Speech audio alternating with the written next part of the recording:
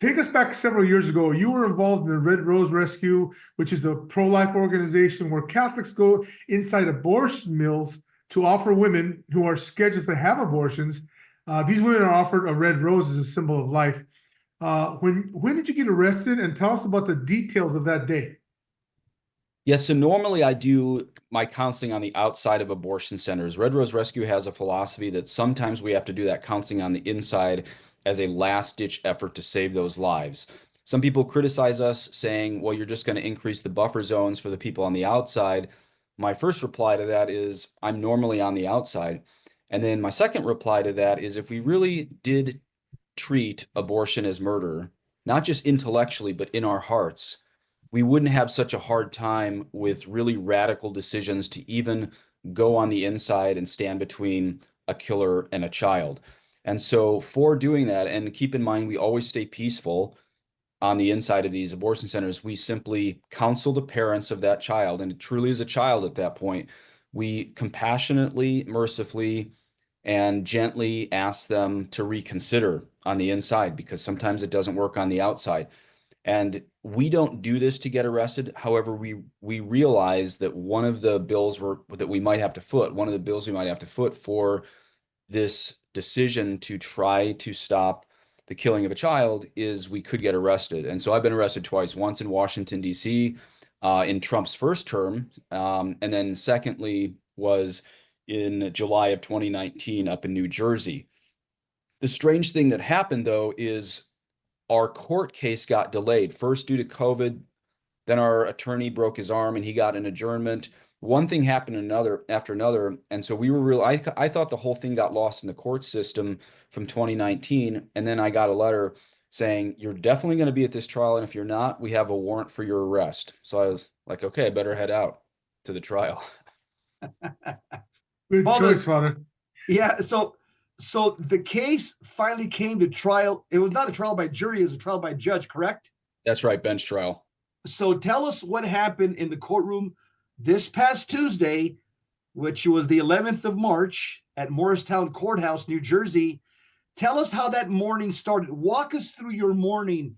You flew in from Denver, the night before? You went to the Friars. Walk us through that day, all the way to getting to the courthouse. Yeah, so a couple days prior, I stayed for 2 nights. I stayed with the Franciscan Friars of Renewal over in New York with Father Fidelis. Will Goodman also showed up. And Will, by the way, he has done a total of about 2 years of his life in prison with Red Rose Rescue. I'm just a lightweight compared to people like Will.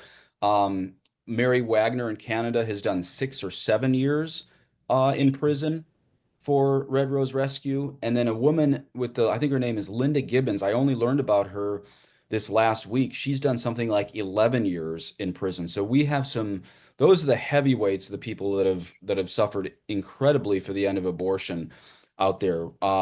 And so my 2 little stints were just a couple hours. And then the maximum we were going to face for this one was just a month in jail because it was a misdemeanor. So anyway, I showed up a couple days prior to our trial this March of 2025 in the Friary. And then we crossed the river, came over to New Jersey. And by the way, Jesse, to you and John Yep and everyone who was there, thank you so much for coming out and praying.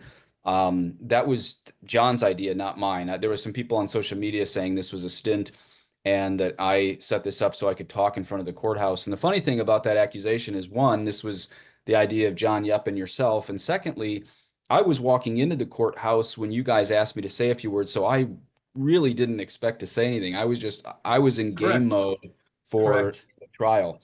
But I'm still thankful that you guys asked me to say something. But for the people out there that said this was a setup or stage, it's kind of funny because I had no idea you were going to ask me.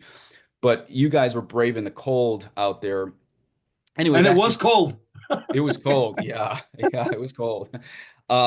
So back to your question though, we basically stayed the Friar a couple nights, got a ride. Father Fidelis often does the Latin Mass too. So I did my low Mass, then he does the low Mass in the Friary. We got up very early. Then we drove over there and then we came into the court. And happy to tell you about how the trial went if you're interested. Oh yeah, absolutely. Yeah. Okay. So walk us through it. Yeah. So I have never been on trial before. I'm sure you've been called as a cop. Both of you have probably been called to hundreds of cases, but I had never, even as a paramedic, I never been called in. So it was interesting being on trial. I would have been nervous had I not been with three of my friends. I was with Father Fidelis, Will Goodman, and Sister Immolatia, who's a consecrated single. And the four of us were arrested together near New Jersey 6 years ago. Um, we had a Jewish judge, and he was much, much, much nicer to us than a lot of the judges, according to my friends in Red Rose Rescue. He was much more polite than many people. However, he also wouldn't let the holy name of Jesus be spoken in his courtroom, and Wow. he also would strike from the record anytime we used very clear, direct language that we were there to stop a murder. And he'd say, stop right there. I'm going to strike the word murder from the court record. I can't let you say that. So he was an interesting combination because he was, he repeatedly said, look, I respect who you are. This was a 6-hour trial. I think he already knew what he was going to do from the start, but it was pretty exhausting. I probably got what 30 decades of the rosary prayed in there. Because and Red Rose Rescue has a history of being charitable but extremely direct. So when we're asked if we were inside the abortion center, we say, yes, we were there, but due to necessity. Necessity is an entire categorization of civil law. It also actually plays into canon law, but we won't have time for that today. It's an entire aspect of civil law, necessity or duress, that says, yes, there is a small law like no trespassing, but sometimes a bigger law has to trump the no trespassing law, precisely because we have to save lives. And the example that I've given online and in court is, if you're walking past a pool and it says no trespassing, and you see a kid drowning and the lifeguards aren't paying attention, can you disregard the sign that says no trespassing, walk past it, and go pull the drowning child out of the pool? Yes. Did you technically trespass? Well, technically, yes, but saving life always takes priority over that. So we Good repeated. analogy. Good analogy. That's it. Yeah. And Wow. so even our lawyer, even our attorney was down with this. Like, he understood we were not going to deny being inside this abortion center that day. We were going to say, yes, we were inside it. However, we had to save lives. And there's even Catholic pro-lifers out there, not the ultra liberal type. There's even Catholic pro-lifers out there who say that's too extreme. You still have to follow the laws. And I get why people are jumpy about this, but this is where we have to say back to that, if, again, the example of the pool, or imagine you were on a sidewalk and you saw 10-year-olds 10 yards from each other, and a man with a sledgehammer was walking past and hitting all of them over the head with a sledgehammer. What if you grabbed that sledgehammer and hit him in the chest? And by the way, in this analogy, we're not even using violence, but I think even most people will follow this.